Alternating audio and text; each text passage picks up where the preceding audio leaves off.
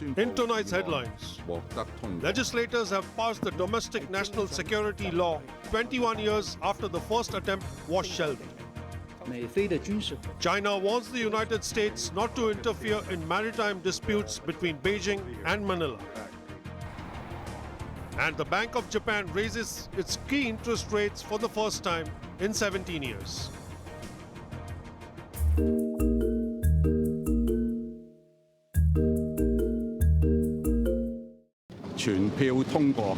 Lawmakers voted unanimously to pass the third reading of the Safeguarding National Security Law.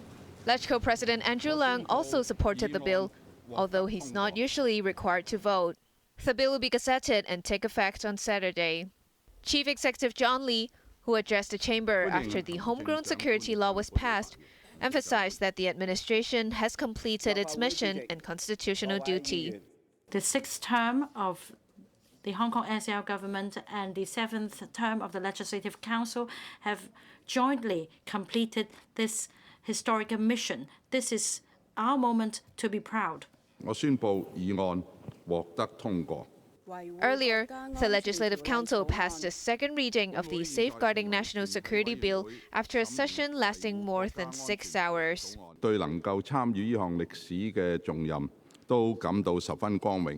The extra session of LegCo opened at 9 a.m., with Leung saying it was with great pride and honor that lawmakers were participating in what he called a historical mission. The session came after the Bills Committee completed scrutiny of the draft clause by clause on Thursday and 11 days since the first reading. All but one member raised their hands to support the legislation mandated under Article 23 of the Basic Law. Regina Ip, who was Security Minister during the unsuccessful attempt to implement Article 23 legislation 21 years ago, said lawmakers this time shoulder a much greater responsibility. She said had the law been implemented in 2003, there would have been no Occupy Central movement in 2014 or the social unrest 5 years later. The city's only non-establishment lawmaker, Teck Chi-yun, hailed the bill as a new start, but said it's not time yet to celebrate. The tasks ahead would be much challenging than the legislation itself, he added. Voicing their support for the homegrown security law, some members, including pro-Beijing heavyweight Starry Lee, chose not to speak in Cantonese. The drafting of the bill have made reference to the relevant law on most foreign jurisdictions, with, of course, its own unique characteristic. I fully and firmly support the government of Hong Kong SAR to continue to take the final legislative step to have this national security bill passed forward and without delay. Ahead of the third reading, lawmakers reviewed the 91 amendments to the draft Domestic National Security Law. Before this morning's meeting, some members of the public queued outside the complex in Admiralty in a bid to be admitted to the public gallery.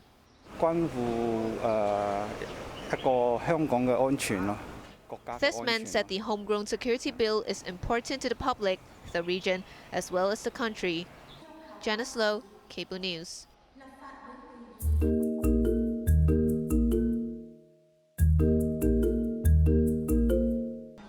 The Privacy Commissioner is investigating a cyber attack after details of more than 70,000 members of the South China Athletic Association were hacked into.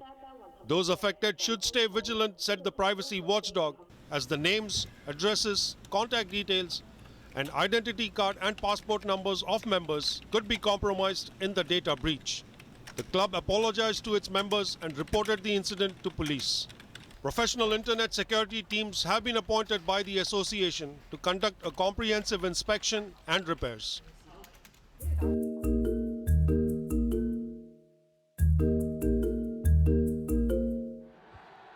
Fans who were left disappointed after forking out up to $5,000 to watch football legend Lionel Messi play in a friendly match in Hong Kong last month can apply for a 50% refund.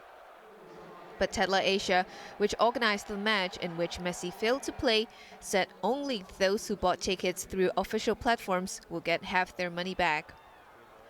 They will have to agree with the terms and conditions, which include dropping any form of complaint.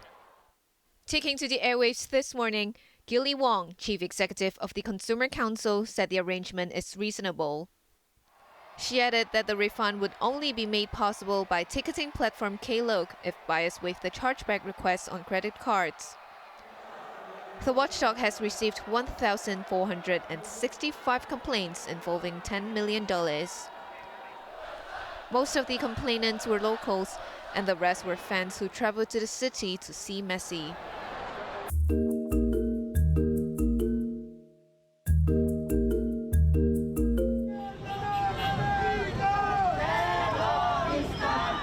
Dozens of protesters took to the streets of the Philippine capital as U.S. Secretary of State Antony Blinken met senior officials in Manila.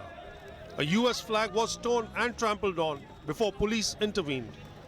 Blinken's visit followed escalating maritime disputes between Manila and Beijing, with confrontations between Philippine and Chinese Coast Guard vessels in the South China Sea. We stand with the Philippines and stand by our ironclad defense commitments, including under the Mutual Defense Treaty. Article 4 extends to armed attacks on the Filipino Armed Forces, public vessels, aircraft, including those of its Coast Guard, anywhere in the South China Sea. Blinken's pledge drew a swift rebuke from Beijing. 美菲的军事合作不得损害 The U.S. has no right to intervene in maritime issues between China and the Philippines, said Foreign Ministry spokesman Lin Jian. He warned Washington that its military agreements with Manila must not undermine Beijing's sovereignty and maritime rights in the South China Sea. Back in Manila, protesters were concerned that Blinken's visit would lead to an increase in the U.S. military presence in the Philippines. We fear that this meeting will lead to the installation of more American military bases in our islands.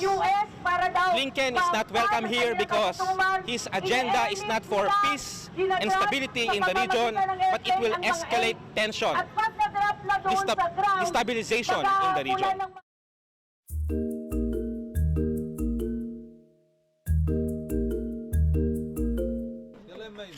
As Palestinians make do with meager meals during the holy month of Ramadan, the United Nations and relief agencies are warning of an imminent famine in Gaza.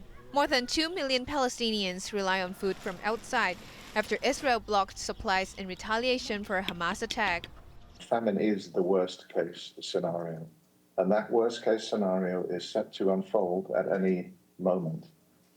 The other point that I think is really important to underscore here is that well before any finding of famine takes place, people are already in extreme hunger and experience profound suffering. Malnutrition is spiking. Mortality numbers are going up. The charity group Oxfam accused Israel of preventing aid from reaching Gaza. The European Union's foreign policy chief didn't mince words. Israel is provoking famine. Oh, how do you say that? What evidence do you have? Come on, what evidence do I have? Hundreds of trucks are waiting to enter. This is unacceptable. Starvation is used as a weapon of war. Yes, starvation is used as a weapon of war. Let's say that.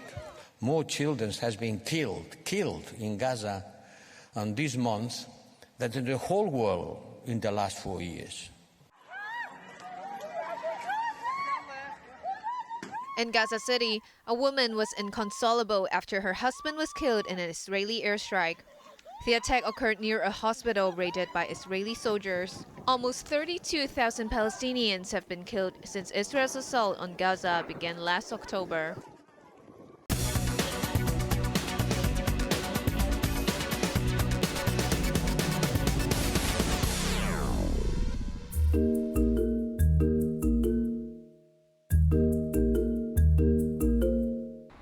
Japan has ditched its decades-old cheap money policy in the wake of price and salary increases. The Bank of Japan abandoned its negative interest rate strategy, which was introduced 8 years ago to stimulate the economy by encouraging people to spend rather than pay to keep their money in banks.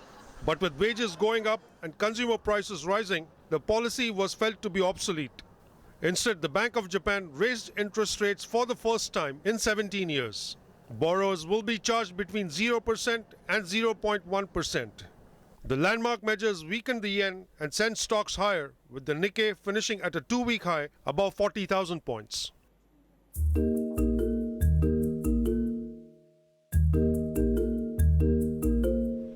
Disappointing corporate earnings dragged Hong Kong stocks lower today. The Hang Seng Index shed 1.2% as investors wait for an interest rate decision by the US Federal Reserve. Car maker Li Auto collapsed 8% as orders for one of its new models reportedly failed to meet expectations. Pharmaceutical firm Wuxi AppTec tumbled 7.5% after the company gave a bleak outlook for earnings this year. Its affiliate Wuxi Bio dropped 5.7%. Higher freight rates and limited sailings from the Red Sea area due to feared Houthi rebel attacks saw logistics firm Orient Overseas International Limited fall 5.7%.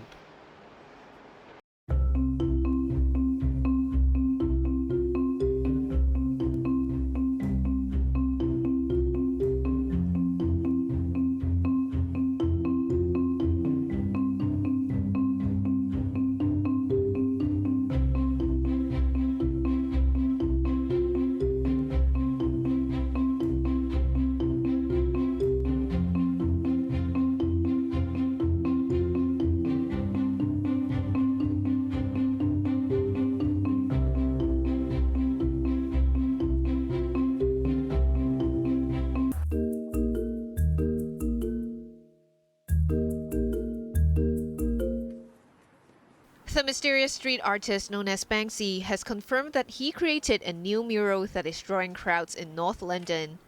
In one corner, just below this beautiful plumage of green, is a life-size figure in his usual Banksy stencil mode, which he's coloured in green and black, and she's holding a pressure spray, which nowadays are very popular along with air fryers. You know, it's the must-haves. And so we can see that it's been created by man. And at the same time as nature being created by man, it's also saying that man is destroying nature. So it's a very strong but very powerful, subtle artwork, spot on politically.